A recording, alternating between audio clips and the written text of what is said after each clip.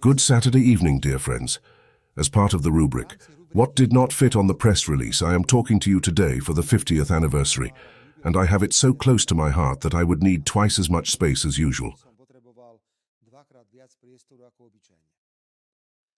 To a certain extent, I'm surprised at how much opposition realizes what the leadership of progressive Slovakia considers the essence of opposition politics: to damage and at all costs create an image of Slovakia as a burnt land. The opposition is supposed to set a critical mirror of government policy, but not to blame reality.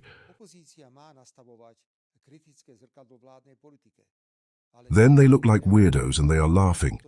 An excellent example is the unyielding effort of opposition children to push into the heads of Slovaks and Slovenes that we have the most expensive fuel, perhaps in the whole world. This is their return.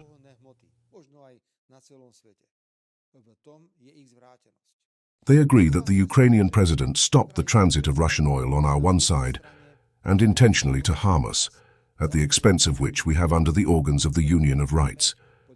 They are happy to see that we have to declare a state of oil crisis and proceed to a national solution to the supply of oil, refineries and crude oil from the state reserves.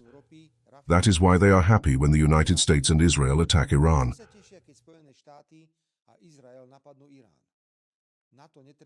NATO does not need an auxiliary school, so that we know what impact the war conflict in Iran will have on the worldwide supply of oil. Catastrophic. Not only do we not want oil through the oil company because President Zelensky approved it, but there is also a problem around the world. And our dear opposition, smiling like a hole after the first sex, walks through the media and press and roars to the government.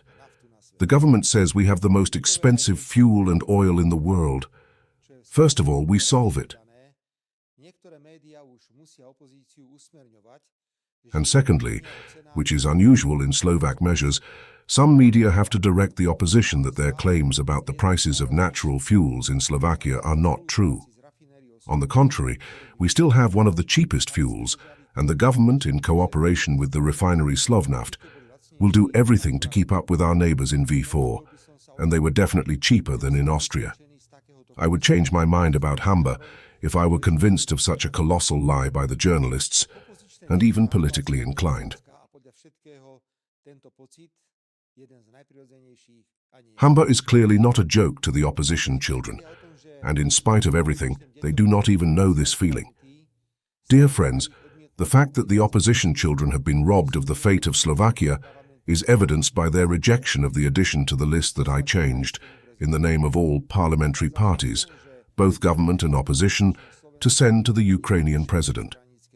I came from the fact that Slovakia's energy security is above all party interests, and that together we will rely on the president to stop harming Slovakia, to make it possible to visit the so-called damaged hydroelectric power plant in Ukraine, to repair it together with the EU money if it is really damaged, and to get a new supply of fuel to Slovakia and Hungary as soon as possible.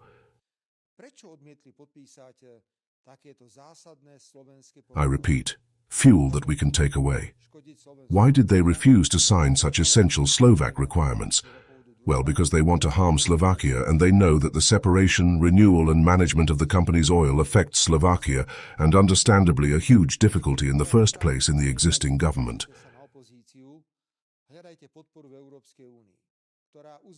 Someone could rightly say that you refuse to oppose, look for support in the European Union, which recognizes our right to receive Russian oil until the end of 2027.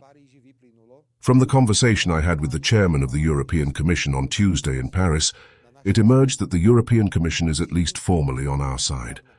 However, I do not feel enough pressure on President Zelensky. How can it happen that in a situation when President Zelensky needs the European Union and its organs as salt, he is still asking for money and is demanding European perspective? The European Commission cannot overstep the mission of the inspection team to find out whether there was damage to the oil company and what needs to be done to prevent it. There is a simple line in the diplomatic dictionary for this. Dear Volodymyr, do you want European money? This is how it will come to us. I am afraid that this line will never be told to President Zelensky or any of the deciding players in the European Union. This style of communication is only used in the eyes of EU member states, which allow you to have sovereign opinions. Slovakia is not one of them, and I am proud of it. Moreover, money for the war against Ukraine will come, even if Slovakia and Hungary were to break up.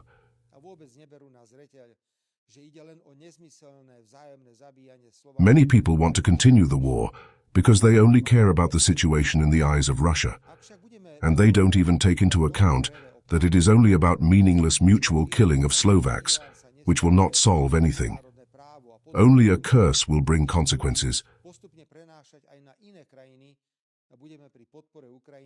However, if we will hear statements in Europe, which is so angry about the legal state, that international law and similar mistakes are not applied to Iran, and these mistakes will be gradually transferred to other countries, we will witness crazy extremes and gross violations of international law.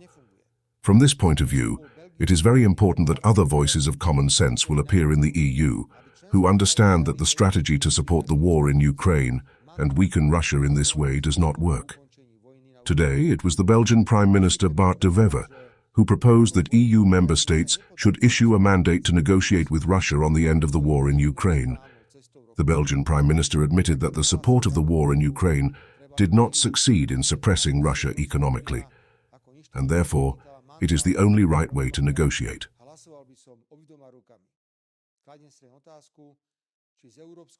Such a voice of common sense should only be welcomed. If the EU as an institution asked for a mandate for peaceful negotiations, I would vote with both hands.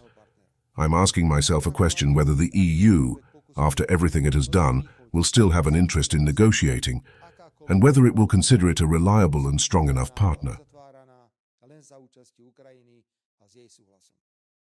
And just as I warn against any attempts to negotiate a new peace treaty in 1938, any peace agreement must be created and closed only with the participation of Ukraine and with its consent. Dear friends, we have no choice but to continue fighting for the energy security of Slovakia, although this sometimes brings hard statements and measures to the political leadership of Ukraine. At the same time, we must objectively evaluate the threat that President Zelensky and his surroundings are addressing to disobedient politicians in the EU. The Ukrainian leadership did not have a problem to destroy the Nord Stream submarine with explosives, but it is able to deliver violent solutions to disputes in a country it does not fight. I am not surprised at all by the Hungarian Prime Minister Viktor Orbán, that after the wins from President Zelensky and then from others, he is worried about his family. I will undoubtedly open this topic to the meeting of the European Council on Thursday in Brussels. President Zelensky has crossed all the red lines, and a legitimate question must arise. Whose interests are more important for the European Commission, the European Parliament and the European Council? Those of Ukraine or those interests that belong to EU member states? It is very, very sad that we have to have such a discussion at all. And for these circumstances, dear friends, it is a bad joke that President Zelensky is one of the first laureates of the new European Council for the merits of the European Parliament. Dear friends, in the middle of the government we refuse to accept a revision of the regulations of the World Health Organization. I must thank not only the Minister of Justice and the Minister of Health, who proposed such a rejecting proposal to the government. The Ambassador of the National Council and the Commissioner of the government, Peter Kotler, has a permanently noticeable risk that for a sovereign country flows out of these regulations of the World Health Organization, as well as on the date to which it is necessary to implement the revisions. The regulations I'm now talking about regulate procedures during cross-border pandemics.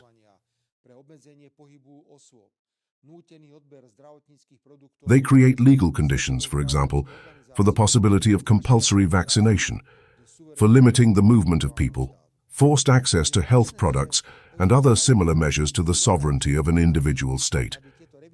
It is strange that the European Union asked the member states to accept these revised regulations of the World Health Organization without a veto, which we strictly denied in Slovakia.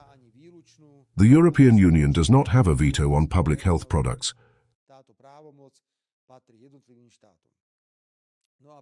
This right belongs to the individual states. And before the opposition children start whining again, it should be added that by March 1st this year, such revised regulations of the World Health Organization were rejected by 11 other countries.